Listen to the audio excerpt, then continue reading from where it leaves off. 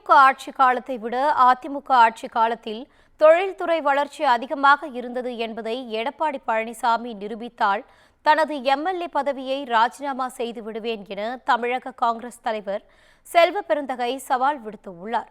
அப்படி இல்லை என்றால் அவர் தனது பதவியை ராஜினாமா செய்வாரா என்று கேள்வி எழுப்பினார். திமுக ஆட்சியில் எவ்வளவு முதலீடு வந்திருக்கிறது? எடப்பாடி பழனிசாமி அவர்கள் 4 ஆண்டுகள் முதலமைச்சராக இருக்கும்போது எவ்வளவு முதலீடு வந்தது? திமுகவை விட தொழில்துறையில் வளர்ச்சி பெற்றதுன்னு அவர் சொன்னா நான் இன்னைக்கே சட்டமன்ற உறுப்பினர் ராஜினாமா செய்ய தயாராக இருக்கிறேன்.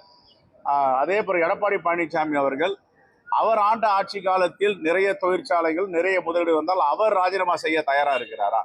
இதை சவால் விட்டு சொல்லுகிறேன். இன்னைக்கு அவரை வெள்ளை அறிக்கை கொடுக்க சொல்லுங்க, நானும் வெள்ளை அறிக்கை கொடுக்குறேன்.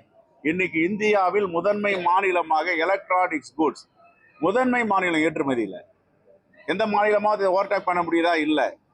இன்னைக்கு ஒன்றிய அரசுடைய ஜிடிபியோட தமிழ்நாடு அரசு ஜிடிபி உயர்ந்திருக்குது. எல்லா துறையிலும் மேலோங்கி நிற்குது. இதை அவர் சொல்ல முடியுமா?